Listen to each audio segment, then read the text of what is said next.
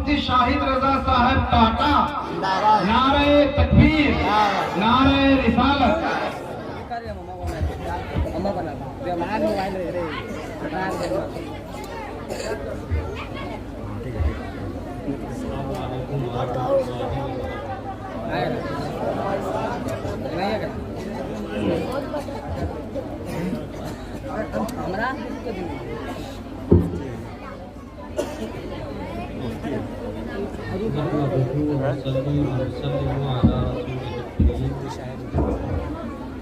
أما بعد فأعوذ بالله من الشيطان الرجيم بسم الله الرحمن الرحيم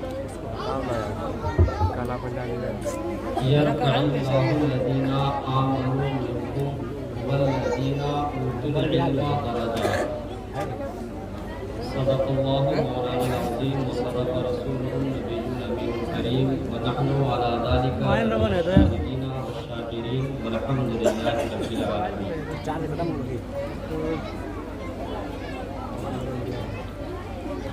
ایک بار رسول کریم صلی اللہ تعالیٰ علیہ وسلم کی بارگاہ میں درود پاک کا ہدیہ پیش کریں اور آواز سے بلند پڑھیں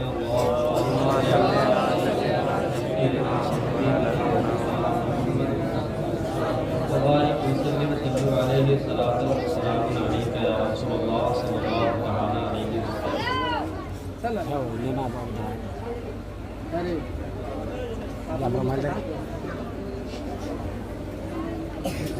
ابھی آپ کے گاؤں کے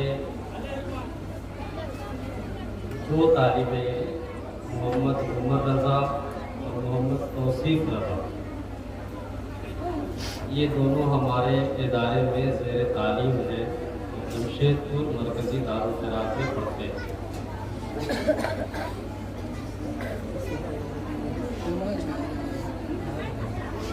اور یہاں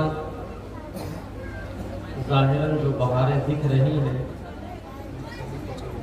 جن کی وجہ سے یہ انجمن سجا ہوا ہے، یعنی قاری محمد شفاق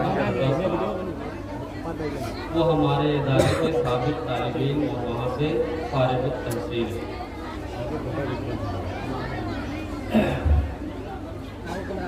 یہ طلباء بخوبی جانتے ہیں اور اچھی طرح سے جانتے ہیں کہ میں اس میدان کا آدمی نہیں۔ اس سے پہلے بھی قاری شفاق صاحب نے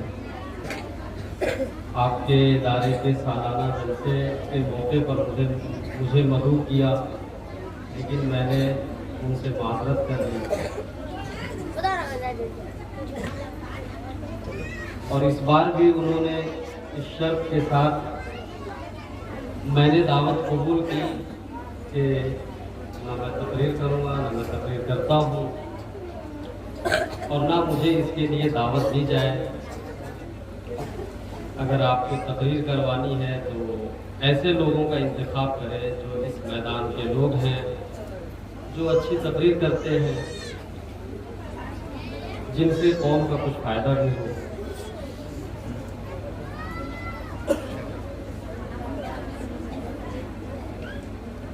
لیکن یہاں آنے کے بعد بڑی خوشی ہوئی، دل باغ باغ ہو گیا، اور جنگل میں منگل کی جو کہاوت تھی وہ آج اپنے سر کی آنکھوں سے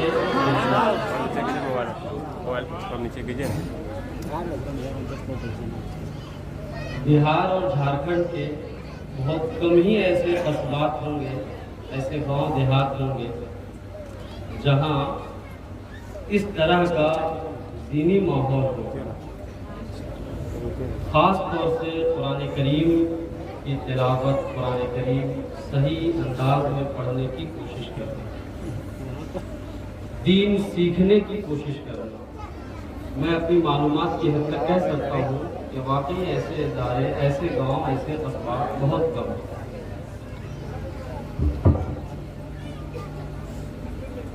حضور اعلیٰ حضرت علیہ رحمۃ اللہ رضوان نے ارشاد فرمایا کہ تجوید کے ساتھ قرآن کریم پڑھنا، یعنی اس طرح قرآن پڑھنا کہ ہر حرف دوسرے حرف سے ممتاز ہو جائے، یہ لازم اور ضروری ہے، بلکہ فرض عین ہے۔ عربی زبان میں کچھ حروف ظاہراً ملتے جلتے ہیں، جیسے ہا، ہا یعنی بڑا ہا جس کو کہتے ہیں ہم لوگ، اور چھوٹا ہا، عین، حمزہ۔ عربی زبان کی ایک بڑی خصوصیت یہ ہے کہ اس کے حروف بدلنے سے معنی بھی بدل جاتا ہے۔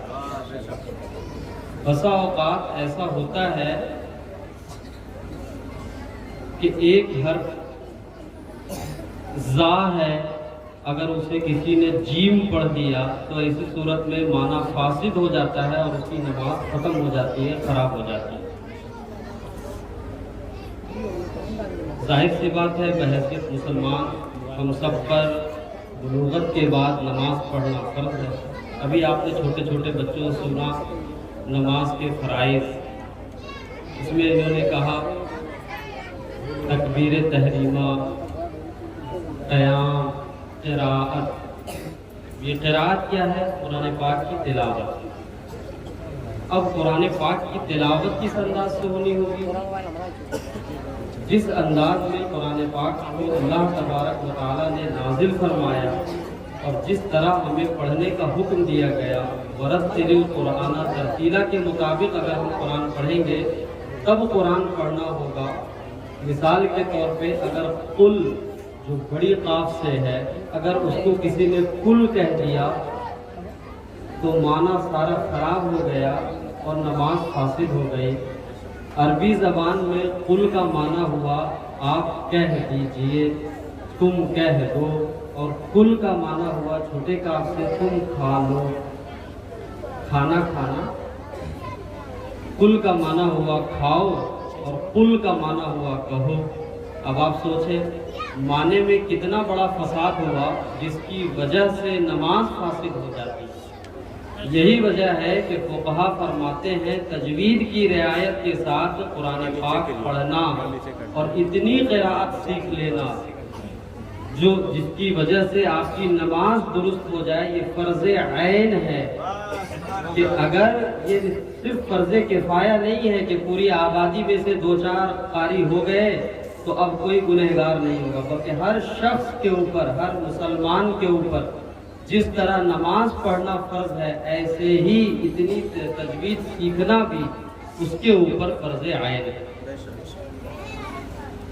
لیکن ہمارا المیہ ہے، ہم دین سے دور ہیں، احکام شریعت سے دور ہیں، اور جو چیزیں ہم پر ضروری اور لازم ہیں اس سے بھی دور ہیں، اور اس معاملے میں تو بہت ہی زیادہ دور ہے۔ لیکن آپ سبھی حضرات قابل مبارکباد ہیں جو اس گاؤں میں قرآن صحیح پڑھنے کی کوشش کر رہے ہیں اور اس کے لیے ایک بہترین ماحول بنا رہے ہیں۔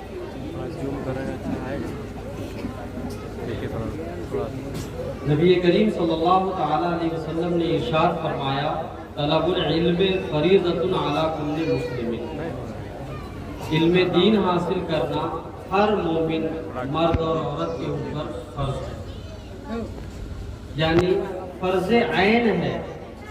اتنی تعلیم حاصل کرنا جس کی بنیاد پر آپ کے اوپر اللہ تبارک و تعالیٰ کے جو احکام متوجہ ہوتے ہیں ان کی آپ کے ذریعے ادائیگی صحیح طریقے پر ہو سکے۔ مثال کے طور پہ آپ بالغ ہوئے، شریعت کا حکم نماز آپ پر لازم اور ضروری ہوا، تو نماز کے وہ مسائل جن کی بنیاد پر نماز درست ہوتی ہے، وہ چیزیں جن کی بنیاد پر نماز فاسد ہو جاتی ہے، یعنی نماز کے فرائض، واجبات، مفسدات، ان سب کا جاننا ہر شخص پر، ہر مسلمان کے اوپر فرض ہے، چاہے وہ مرد ہو چاہے عورت۔ ہاں، علم دو طرح کا ہے، ایک فرض عین، ایک فرض کفایہ۔ فرض عین میں تو یہ سارے علوم آتے ہیں جس کی آپ کو ضرورت ہوتی ہے۔ رمضان کا مہینہ آتا ہے، آپ بحیثیت مسلمان آپ کے اوپر روزے رکھنے پڑتے ہیں، آپ کو روزے کے مسائل معلوم ہونا ضروری ہے۔ کب سے روزہ شروع ہوتا ہے، کون کون سی چیزوں سے روزہ خراب ہوتا ہے، کن چیزوں سے روزہ ٹوٹ جاتا ہے، یہ آپ کی